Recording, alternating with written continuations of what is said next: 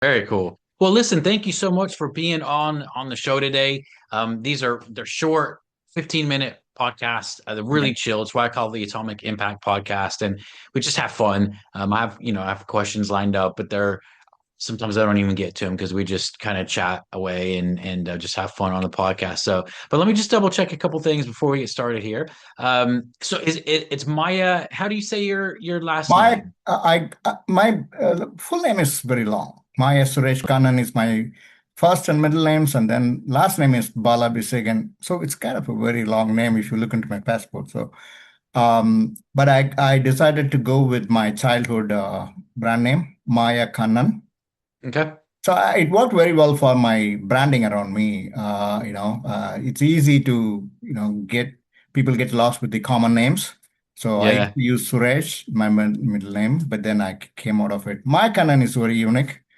It has to Yeah. be said together, Maya Kannan, rather than Maya and Kannan. Maya Kannan. Yeah, yeah. My command. Oh, amazing, amazing. And it's Valiant Telos is the name of your company. Yeah, Valentelos is the private equity firm. Okay. And And I, you own that. yeah, Yeah. I Okay, launched cool. it last year because I've been getting into the private equity slowly since to the. I used to run a boutique tech company. I'm a technologist, right? Okay. So for 15 years in the US. So by around 2016, I got into multiple things away from just simply focusing on tech into larger scale economic models driven by Industrial Revolution 4.0. That's how I started traveling to Europe. But then I got disappointed with the scale of economics. So that got me into economics. Okay. Wow. Okay, So cool. then last 5 years, I'm into two things, but they both merge together under investment. One is geoeconomics, out of my passion, right? Global political economics, Yeah. because I see that no matter how hard you execute in your business, if you don't know, especially now, right, in the global political climate, right, whatever the decision and as a business owner you make is going to be, trashed Yeah. because you are not part, you don't know the sigma, right? You need to know the sigma, the larger scale things happening. So that interested me, and I wrote a book last year. I published a book on called Myonomics. So I've Nice. been on both investment, but I align everything to investments now into projects. Nice. I still get involved in running not running myself as a president, but I help other entrepreneurs and family businesses in terms of getting them grounds up and also to Yeah. get them investments. That's the piece that I wanted. I saw, why Amazing. too many failures around, right? Yeah, yeah. Because the right That's cool, man. allocation was not right. Yeah. Yeah. Oh, nice. That's pretty cool. Very cool. Well, cool. What we'll do is we'll go ahead and get started here in just a second. I'll pause just so we know where to edit this out. I'll Okay. introduce the show as I always do, and then I'll introduce you, but I will literally go right into the first question, and then we'll just go from there, have fun, okay? Yeah, I come unprepared, so Oh, yeah. I Well, like it's to just speak naturally. yeah, yeah. It'll be great. So yeah, amazing. Cool. Here we go. All right. Welcome to the Atomic Impact Podcast. I'm your host, Jason Osborne. And on this podcast, we interview successful business owners for them to share atomic, impactful lessons that they've learned throughout the course of their career so that we can learn from them as well. As always, this show is sponsored by the LinkedIn Reverse Podcast Method, the new way to close deals that doesn't rely on any of the old traditional methods that everybody hates. We use this method to book 26 qualified leads and sales calls in 10 days without any ad spend, outreach, or endless social media posting. To find out more, direct message me on LinkedIn to have a chat. That's Jason A. Osborne on LinkedIn. And the link to that will be in the show notes below. But on today's show, our special guest is Maya Kannan, owner of Valiant Telios, where he provides investment and fund management. So, Maya, thanks for being on the show today. I want to start off with asking you a question that I always love to ask, which is this. If you were starting again today, if you were able to like go back in time when you're starting off your first business, knowing what you know now, what would you do differently when you started? Uh, with all the first of all, thanks for having me on the show, Jason. Yeah. I really glad to be here. To answer your question, I would be stealing the answer from uh, Ford, Mr. Henry Ford. The same question was asked to him, what would you do differently, right? He would not change a thing, but then there's always because the mission for me was set long ago, right? The mission is, say, I will pursue the same mission, but the no the failures, right? Whatever the mistakes I made, which costed me the learning, that would shorten very much, right? My journey. So the new journey I will take, I still have to go through because every business is a baby. It should be born. It should be crawling. It should be, before running, it should be crawling, right? So, but then the cycle, right, the mistakes along the cycles will be very much reduced.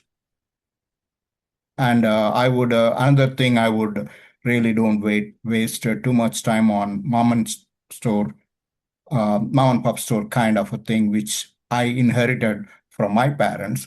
That doesn't work anymore in the current world. So I will go for capitalization of business from the beginning, which was not the case when I started, right, 25 years ago. But now I won't do that mistake, which would put you into a rat race. I would cut short that by reaching out to the right, gaining the right capital to execute the plans. So just reaching out, finding more capital to be able to build up what you're doing. The right capital for that Yeah. plan, because falling short of the capital always puts you into rat race, and especially now, trillions of dollars are at play, right? You can you can imagine competing with those folks. Yeah. And Yeah. Yeah. you don't have to align with their plan, but you really have to have enough capital to play. Yeah, yeah, absolutely.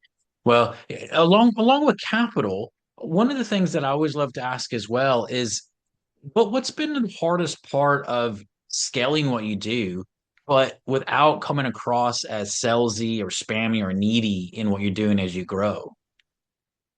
The scalability usually comes from the customer demand, right? You can't. I tried scaling before the customer acquisition.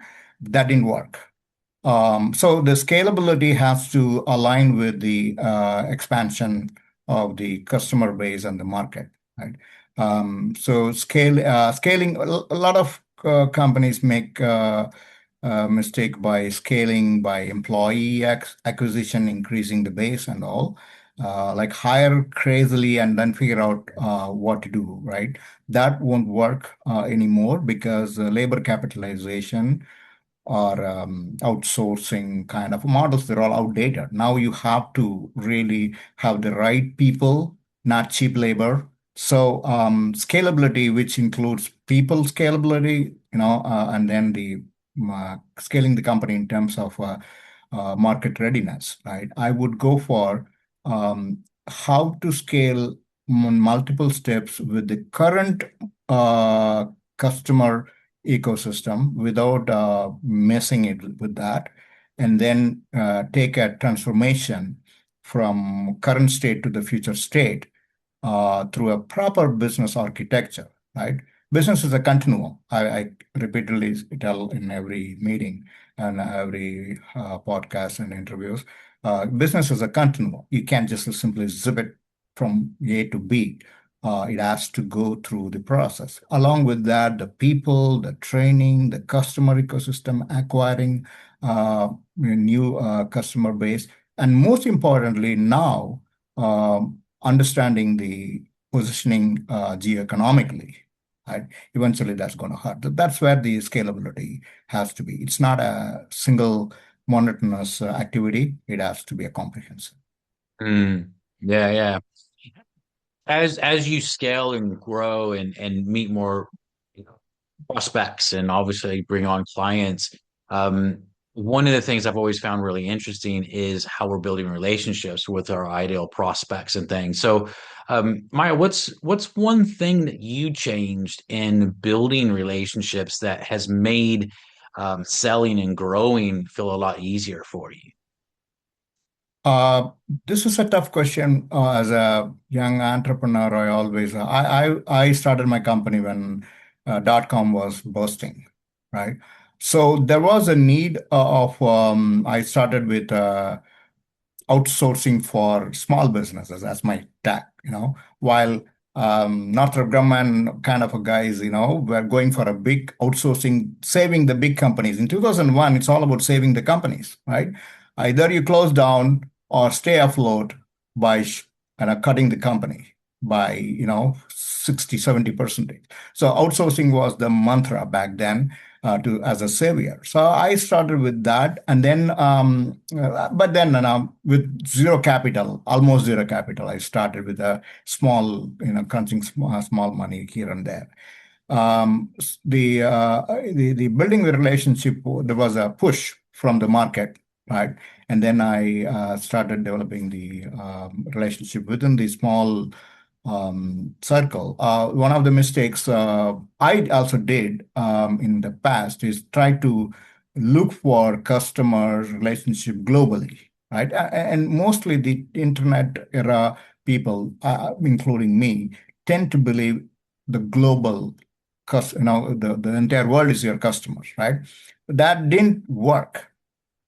That didn't work, except you are trying to sell something online with nobody cares who they are buying it from. But if you are selling services and real serious products, then you have to start from the local community. I had a small local community in Washington, D.C. So I was mentioned in Washington Post. I was interviewed by Washington Post in 2003. I don't know, 2004, because they found me doing this for small community, right? So that worked very well. If I start talking about outsourcing globally to everywhere, I probably would have not gotten the lead. All the leads I got was a very, known people. People always, do business with especially the serious business. They, do business with the people they know and trust. That's for sure. Right. And coming to your core question of, building new relationship, it was tough. And when LinkedIn came in, I was, people like me kind of, oh my goodness, this is a blessing we got, right? Initially, it was a disappointment. Back then, we didn't even talk about algorithms and all. So, but then what else you got there, right? That's it. So LinkedIn and the Google AdWords and all these things started flowing some, creating some leads, of course. But then professional level um, connectivity, right? The LinkedIn brought in.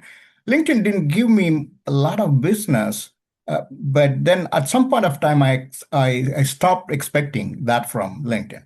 Okay, so if I have now about 12,000, around 11,000 followers and connections over a period of 20 years now, right? 22 years now.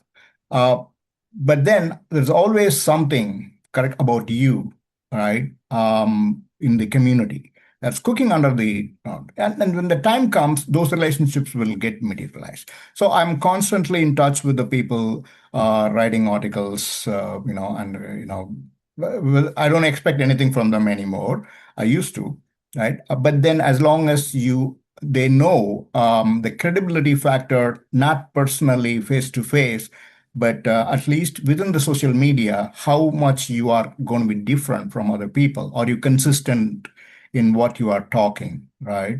And that eventually started giving me some good results, right?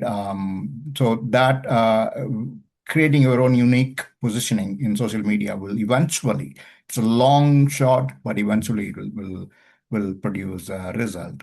And other than that, I love to meet people in person. right? So I do, over a period of time, I understood you still have to bring people together in some kind of an event. So I create my own events. I conduct fireside events now and some kind of a boot camp for geoeconomics and all. But that always Amazing. helps. Finally, the relationship face to face can never beat the, anything else.